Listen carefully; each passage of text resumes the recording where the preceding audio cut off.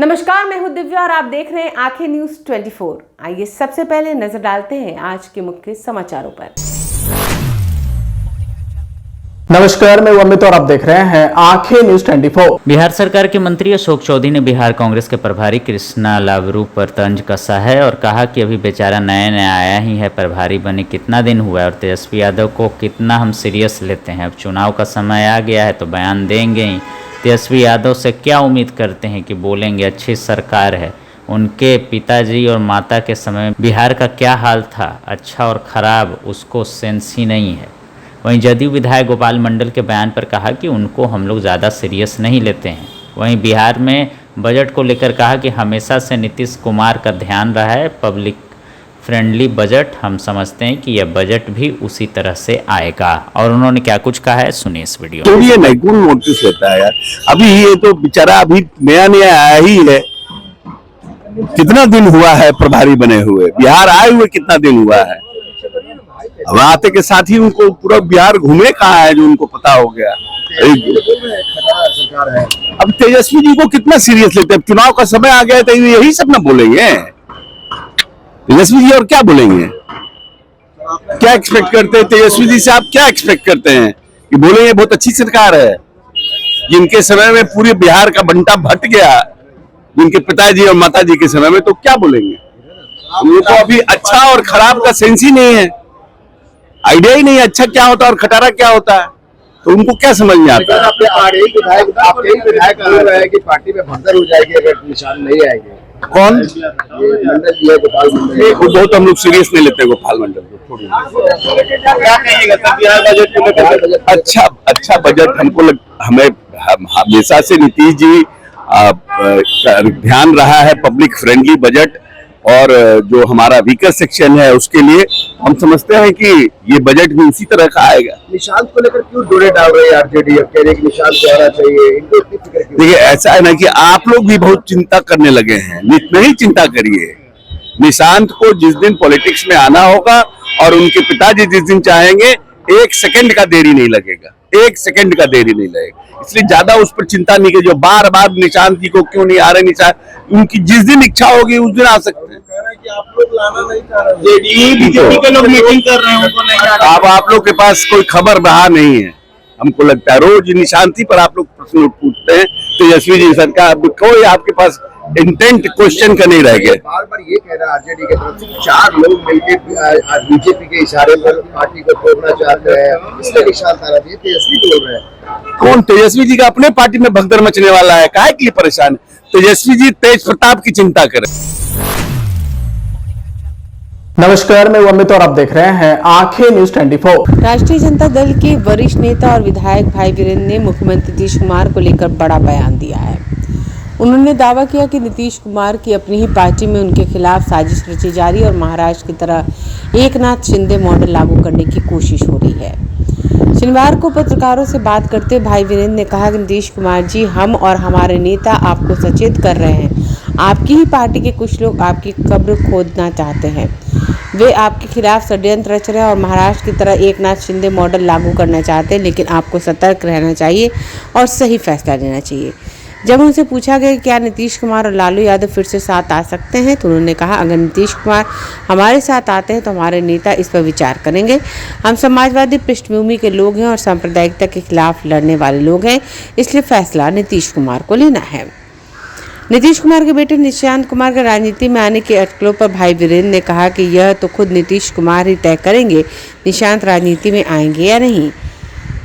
जब कांग्रेस प्रभारी कमलेश्वर पटेल ने कहा कि बिहार में एक टीम बनाकर चुनाव लड़ा जाएगा, तो इस पर भाई वीरेंद्र ने कहा यह फैसला कांग्रेस को लेना है, इसमें किसी के बयान देने से कुछ नहीं होगा।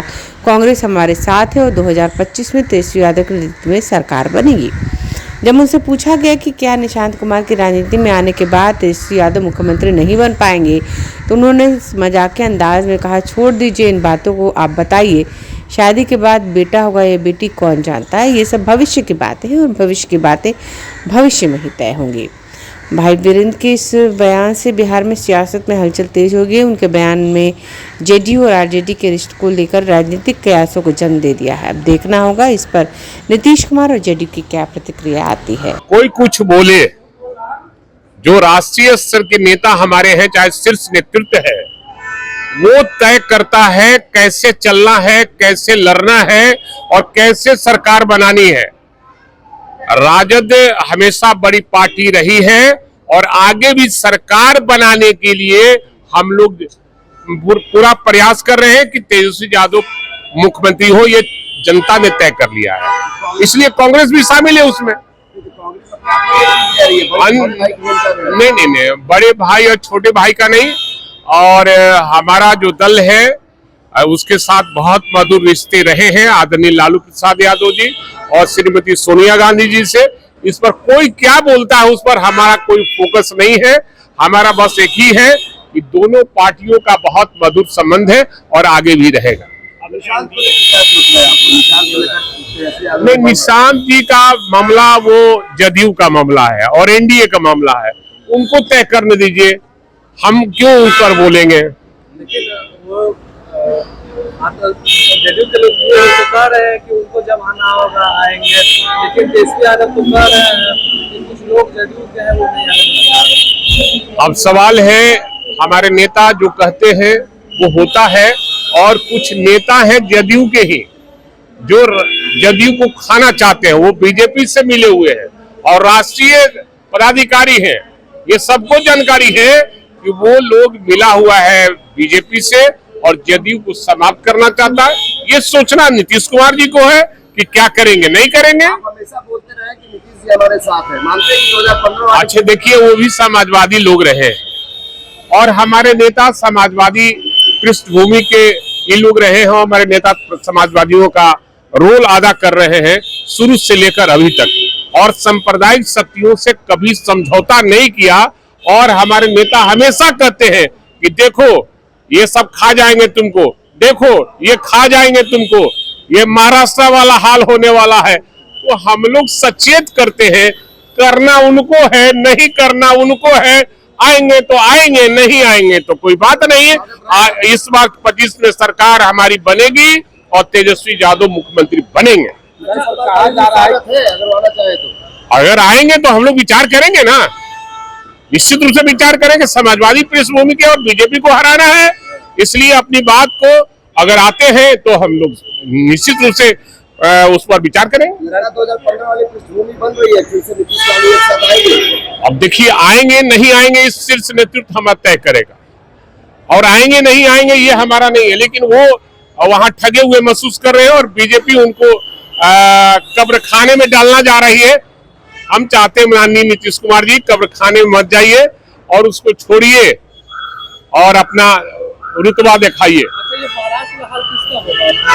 माननीय नीतीश कुमार जी का, एकनाथ शिंदे का जिस तरह से हुआ है उसी तरह इनका भी हाल इनके दल के लोग ही करने जा रहे हैं, इसलिए इनको सचेत होना चाहिए।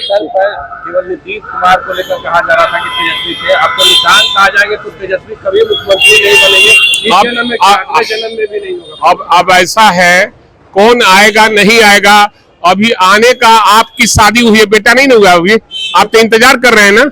आपकी भी शादी हुई, आपकी शादी में मैं गया था। नमस्कार, मैं अमित और आप देख रहे हैं आंखें न्यूज 24। तेजस्वी यादव ने कहा, कार्यकर्ता सदर्शन संवाद कार्यक्रम बिहार के हर एक जिले में संपन्न होगा। 6000 से अधिक किलोमीटर तक यात्रा की, 8000 से ज़्यादा पंचायत प्रतिनिधियों से मिले। इस यात्रा से काफ़ी हमें अनुभव मिला। महिला संवाद का भी कार्यक्रम हुआ। जब हम बिहार घूम रहे थे तब हम लोगों ने ऐलान किया था कि महंगाई की समस्या का सबसे अधिक मामला है। इसके लिए हमने माई बहन मान योजना का ऐलान किया। 2500 रुपये का ऐलान किया गया है। सामाजिक सुरक्षा पेंशन, वृद्धा पेंशन का ऐलान किया गया। 400 से बढ़कर 1500 रुपये करने का भी ऐलान किया है। 200 यूनिट फ्री बिजली का भी हम लोगों ने ऐलान किया है। और उन्होंने क्या कुछ कहा है, सुनिए इस वीडियो में। जब बिहार का बजट पेश होगा तो हमको लगता है कि जिस प्रकार का राज्यपाल जी का अभिभाषण रहा, किसी को समझ में नहीं आया आखिर ये कौन सी सरकार का भाषण है। 2005 वाला, 15 वाला, 17, 18, 19, 20 वाला या 24, 22 वाला, सब जो है कंफ्यूज थे कि आखिर ये कोई 3-4 राज्यपाल हम लोगों ने देख लिया, 5 राज्यपाल देख लिया इन दिनों। 5 राज्यपाल ने एक रटा हटाया भाषण बोलने का था। अगर मुख्यमंत्री जी से भी पूछा जाए ईमानदारी से, तो वो भी कंफ्यूज हो जाएंगे कि कौन सा साल वाला का कौन सा सरकार का भाषण, उनको भी पता नहीं है। भारत सरकार का बजट आया, बिहार को जो है छलने का काम किया गया, सौतला विभाग किया गया। जब हमको मौका मिलेगा हाउस में तो सारी डेटा के साथ जो है आगे बात जो है करेंगे, आप लोग भी सब लोग मिलेगा सुनेंगे। लेकिन कल बिहार का बजट आ रहा है तो हम लोगों की मांगे हैं और हम लोग चाहते हैं कि इस बजट में सरकार जो है इन चीजों को इंक्लूड करे। सबसे पहला, ये जो वृद्धा पेंशन जो 400 या सामाजिक सुरक्षा पेंशन 400 रुपए है, चाहे दिव्यांगों का हो, चाहे विधवा का हो या वृद्धा का हो, हमको लगता है कि देश भर में सबसे कम पेंशन जो है बिहार में मिलता है। अब हमको याद नहीं कि 20 साल में नीतीश कुमार जी ने इसको बढ़ाया नहीं है, लालू जी जब थे तो उस समय 30 रुपया था, उसको बढ़ा करके उन्होंने 95 के आसपास उन्होंने 100 रुपया किया था। लेकिन वैसा 20 सालों से 400 रुपए जो है दिव्यांगों को, वृद्धाओं को और विधवा को मिल रहा है, ये नाजायज है। सरकार कहती है कि हम लोग 3 लाख करोड़ का बजट बढ़ाएं, हर बार वाहवाही करती है कि हम लोग ने बजट को बढ़ा दिया, लेकिन आज तक इन विकलांगों का, दिव्यांगों का, वृद्धा लोगों का पेंशन क्यों नहीं बढ़ाया? बगल का राज्य जो हमसे ही अलग हुआ था झारखंड, वहां 1000 रुपए मिल रहा है और बिहार में केवल जो है 400 रुपए ही मिल रहा है। तो हमारा पहला मांग है, चाहे विधवा पेंशन हो, दिव्यांगों का पेंशन हो या विधवा पेंशन, इसको 400 से बढ़ा करके जो है 1500 रुपए किया गया। और हमारी दूसरी सबसे बड़ी मांग है, क्योंकि हम लोगों ने महिलाओं से संवाद किया, महंगाई जो है सबसे ज्यादा बढ़ा हुआ है अब तक के मुकाबले। लोग के घर में अगर कोई बीमार पड़ जाए तो इलाज कराना, दवा कराना, घर का बजट बिगड़ जाता है। आप लोग को हम ये बता देना चाहते हैं, एक बहुत ही महत्वपूर्ण आंकड़ा सामने आया है महिलाओं को लेकर के। नीतीश जी हमेशा वाहवाही देते हैं, कहते हैं कि महिलाओं के लिए कुछ किया, पहले कुछ था, पहले कुछ पहनती थी, 2005 के बाद उसके मुताबिक पहनने लगी। लेकिन आदरणीय मुख्यमंत्री जी, ये भारत सरकार का आप डेटा पढ़िए, आंकड़ा पढ़िए। हम तो ज्यादा पीछे की बात नहीं करना चाहते, हम वर्तमान भविष्य की बात करना चाहते हैं। और वर्तमान में अगर आप देखें, नेशनल फैमिली हेल्थ सर्वे हुआ पूरे देश में, उसके अनुसार देश में सबसे अधिक 65% बिहार की महिलाएं अनमिक है। अनमिक मतलब खून की कमी। अब हमारी माताएं बहनें लगभग बिहार में 65% जो हमारी माताएं बहनें हैं वो खून की कमी है। और आप देखिएगा कि महंगाई से परेशान है। जो बच्चों का जो है, बिहार ही सबसे अधिक स्टंटेड यानी बौनेपन की शिकार। हमारे बिहार के बच्चे देश भर में सबसे ज्यादा बौनेपन के शिकार हो रहे हैं। आपकी सरकार ने अभी तक इस पे कोई ध्यान नहीं दिया। महंगाई है, परेशानी है, भाई पति कोई ना कोई बिहार का भाई हमारा पलायन कर रहा है, घर चलाना पड़ता है, महिलाओं को अपने मनपसंद चीज खरीद नहीं सकती, खा नहीं सकती, सारा घर का भार महिलाओं पर है। तो हम चाहते हैं कि आप महिलाओं के लिए भी भले ही आप माई बहन मान योजना का कॉपी कर लीजिए, लेकिन 2500 रुपए और माता बहनों के खाते में दें, ताकि उनमें कोई खून की कमी ना हो और हमारा आने वाला भविष्य बौनेपन का शिकार ना हो। नौकरी वाले मामले में चलो हम लोग तो कहते थे 10 लाख देंगे, तो अब मुख्यमंत्री वही बात कॉपी कर रहे हैं, बोलते हैं कि 20 लाख देंगे, 20 लाख देंगे। भले ही कॉपी करना है तो माई बहन मान योजना का भी करिए, लेकिन कल जो आपका आखिरी बजट हम कह सकते हैं, इसमें कम से कम महिलाओं जो है कुपोषण का बच्चे जो है शिकार ना हो, खून की कमी ना हो, बौनेपन का शिकार ना हो, कम से कम इन माताओं बहनों के खाते में महंगाई के जमाने में आप 2500 रुपए उनके खाते में आप लोग डलवाने का काम करें। और हमारी कोशिश रहेगी कि आपका डलवा करके मन हो या ना हो, तो हमारी तो कोशिश रहेगी कि ये काम जो है महिलाओं के खाते में जल्द से जल्द पैसे आए, इसके लिए हम लोग जो है पुरजोर कोशिश ही नहीं बल्कि काम भी करेंगे, कुछ ना कुछ डालें।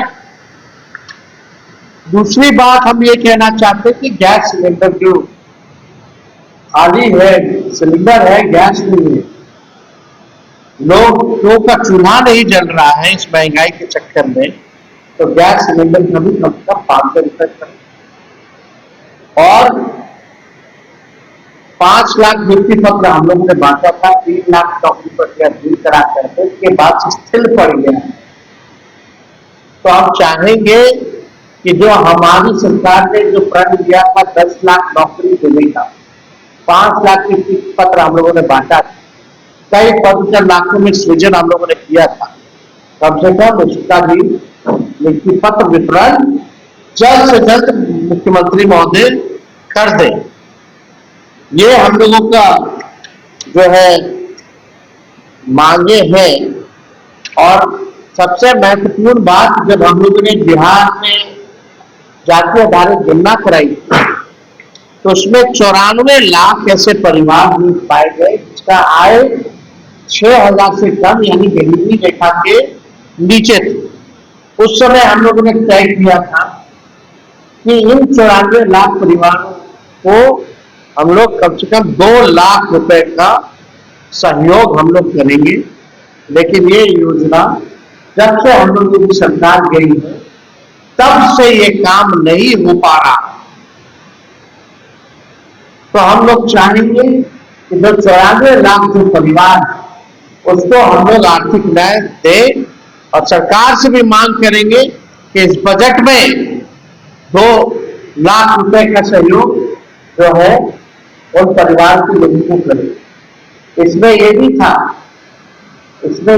था कि भाई जो भूमिहीन है उनके लिए भी अलग से 1 लाख रुपया दिया जाए, जिसका पक्का मकान नहीं है उसको 1,20,000 रुपए जो है दिया गया। ये अभी भी जमीनी स्तर पे कोई काम नहीं हुआ, ये सच्चाई। हम लोग पूरा बिहार घूम के आए, संवाद किए, और हम लोगों को अधिकारी घेर करके नहीं रखता जिस प्रकार से माननीय मुख्यमंत्री जाते हैं यात्रा पे गए, वो यात्रा पे गए ना गए बात पर रख रहे हैं, पट्टा अनिवार्य कर रहे, कर्फ्यू लगा रहता है, घेराबंदी रहती है, जनता रहती नहीं है। तो जो भी भूमिहीन है बिहार में उनके लिए ये क्या नाम है, ये होना चाहिए। जातीय आधारित गणना का मतलब यही है, फायदा तभी होगा जब इस डेटा का हम लोग इस्तेमाल करेंगे। ये सरकार इस्तेमाल ही नहीं कर रही है क्योंकि बीजेपी आ गई, हम लोगों ने तो आरक्षण बढ़ा दिया था, अब 16% लाखों में नौकरियों का नुकसान पिछड़ों को, अति पिछड़ों को, दलित समाज को, आदिवासी समाज को हो रहा है। जो 65% हम लोगों ने आरक्षण बढ़ाया था, हम तो चाहेंगे कि भाई ये 65% आरक्षण अगर कोर्ट ने, हाई कोर्ट ने खत्म कर दिया है, सुप्रीम कोर्ट में मामला चल रहा है, तो नया प्रस्ताव लेकर के राज्य सरकार 65 में 75% करते हम लोग, सब लोग समर्थन करके पास करेंगे और इसको सेकंड लाइन में डाल देंगे। नहीं तो ये साफ पता चल रहा है कि भाजपा जो है आरक्षण खोर और आरक्षण चोर पार्टी, ये स्पष्ट है। इसी का संदेह हम लोगों का था। 9-10 महीना हो गया और इन लोगों ने आरक्षण को सेकंड लाइन में नहीं डाली। तो हम सब लोगों का ये मांग है कि जो बजट जो बना कम से कम उस डेटा का इस्तेमाल करते हुए उसमें सारा डिटेल है, कौन लोग भूमिहीन है, कौन लोग कितने पढ़े लिखे हैं, कितनों के पास रोजगार है, कितने के पास पक्का मकान है, कौन कचरा धोता है, कौन ठेला धोता है, कौन मजदूरी करता है, सारा डिटेल है। तो इस डिटेल के हिसाब से, जाति आधारित गणना के हिसाब से बजट जो है वो होना चाहिए। और आरक्षण के मामले में हम लोग साफ पहले ही कर चुके हैं कि इसको अगर आप लोग 75% भी लाइएगा, हम लोगों का जो 65% किया हुआ है उसका भी हम लोग साथ देकर के पास करेंगे और शेड्यूल लाइन में डाल दिया विलम्ब। तो हम सब लोग यही चाहते हैं, जो हमारी मांगे हैं, उम्मीद करते हैं कि इसमें जो कल बजट जो होगा कम से कम महिलाओं के खाते में। समाचारों में वक्त हो चला एक छोटे से अंतराल का। पटना में कई वर्षों से शिक्षा में अहम योगदान दे रहा है Gyansthali high school Alamganj Patna city, जहां 10वीं और 12वीं की बोर्ड परीक्षाओं में 100% अंक प्राप्त कर रहे हैं बच्चे। एक ऐसा स्कूल जहां न केवल होती है पढ़ाई बल्कि साथ ही साथ होती है कल्चरल एक्टिविटी, स्पोर्ट्स एक्टिविटी से जुड़े गेम्स, मैथ ओलंपियाड से लेकर साइंस ओलंपियाड, जहां बच्चों के लिए स्कूल कैंपस अत्याधुनिक सुविधाओं से लैस, छोटे बच्चों के लिए वाहन और ट्रांसपोर्ट की विशेष सुविधा। तो देर किस बात की, आज ही कराएं अपना नामांकन Gyansthali high school Alamganj Patna city में, जहां नामांकन की प्रक्रिया जारी है। संपर्क करें पुलिस चौकी Alamganj main road near Alamganj थाना पटना बिहार 800007। ब्रेक के बाद आपका फिर से स्वागत है। नमस्कार, मैं अमित और आप देख रहे हैं आंखें न्यूज 24। बिहार के एक दिवसीय दौरे पर छत्तीसगढ़ के डिप्टी सीएम अरुण साव आज पटना पहुंचे। पटना पहुंचते ही अरुण साव ने कहा कि बिहार में विधानसभा चुनाव है और निश्चित रूप से हमारी एनडीए की सरकार बिहार में जीत हासिल करेगी। बिहार में जिस तरह से विकास का काम डबल इंजन की सरकार में हो रहा है और बिहार आगे बढ़ने के साथ साथ विकास कर रहा है, इसलिए इस बार के विधानसभा चुनाव में एनडीए और भारतीय जनता पार्टी निश्चित रूप से बिहार में सरकार बनाएगी। ब्यूरो रिपोर्ट, आंखें न्यूज 24। बिहार के पावन धरती में आज आना हुआ है, लोगों से मिलना जुलना होगा और बिहार में आकर बहुत प्रसन्नता हो रही है। तो आज बहुत लोगों से मिलने जुलने का कार्यक्रम है। निश्चित रूप से हमारी एनडीए जीतेगी, जिस प्रकार से काम डबल इंजन के सरकार में हो रहा है। नमस्कार, मैं अमित और आप देख रहे हैं आंखें न्यूज 24। बिहार कांग्रेस प्रभारी कृष्णा लावरू रविवार को सुबह पटना पहुंचे। पटना एयरपोर्ट पर बिहार कांग्रेस प्रभारी ने पत्रकारों से बात करते हुए कहा कि बिहार विधानसभा चुनाव में हम जनता की एक टीम बनाकर काम करेंगे। उन्होंने कहा कि बिहार में सरकार बिल्कुल खत्म हो चुकी है, 20 साल में कोई काम नहीं हुआ है और अगर जनता से वह वोट मांगने जा रहे हैं तो जनता को पूछना चाहिए कि आपने 20 साल में क्या काम किया है। और उन्होंने क्या कुछ कहा है, सुनिए इस वीडियो में। तो ये तो एनडीए का मामला है ना, तो उस पर हमारी कोई टिप्पणी नहीं है। अभी भी असमंजस की स्थिति बनी हुई है क्या नीतीश कुमार को लेकर एनडीए में? वो तो नीतीश कुमार ही बता पाएंगे या बीजेपी बता पाएंगे। हमारे तो काम है कि हमें अपने पार्टी को मजबूत करना है और बिहार की जनता का विश्वास जीतना है। अभी मेन मुद्दा है कि अभी जो मुख्यमंत्री और अभी जो सरकार है वो जनता के लिए काम कर रही है कि नहीं। तो मुझे नहीं लगता है कि जनता उनके काम से खुश है। अभी जो मंत्रिमंडल का विस्तार भी हुआ है उसमें भी हिस्ट्री शीटर और क्रिमिनल्स को लिया गया है। तो अगर 6 महीने पहले ऐसे लोगों को आप मंत्रिमंडल में ले रहे हैं तो आप सरकार किसके लिए चला रहे हैं, ये सवाल बड़ा है। कांग्रेस इस बार बिहार की जनता की ए टीम बन के काम करना चाहती है और संगठन को मजबूत करना चाहती है और आने वाले दिनों में चुनाव में अच्छे परिणाम देना चाहती है। बिहार में जो डबल इंजन सरकार है वो खटारा से भी गया गुजरा है, तो इसमें तो दो राय नहीं है। तो जनता को अभी पूछना चाहिए, जब ये वोट मांगने आते हैं तो आपने 15-20 साल में हमारे लिए किया क्या है? अगर नहीं किया है तो क्यों आए हो हमारे पास? शुक्रिया। बिहार में चुनाव कितने सीटों पर बिहार अभी बातचीत शुरू नहीं हुई है, तो अभी मैं आपको कुछ बता नहीं पाऊंगा। Thank you. एक टीम काम करेगी कांग्रेस में, सभी भूमिका कैसी होगी? कांग्रेस जनता की ए टीम बन के काम करेगी। आज के लिए बस इतना ही। अगली बार हम फिर हाजिर होंगे, तब तक के लिए देखते रहिए आंखें न्यूज़ 24। अगर आपने अभी तक हमारे चैनल को सब्सक्राइब नहीं किया है तो हमारे चैनल को जल्द से जल्द सब्सक्राइब करें, लाइक करें, शेयर करें और कमेंट करें।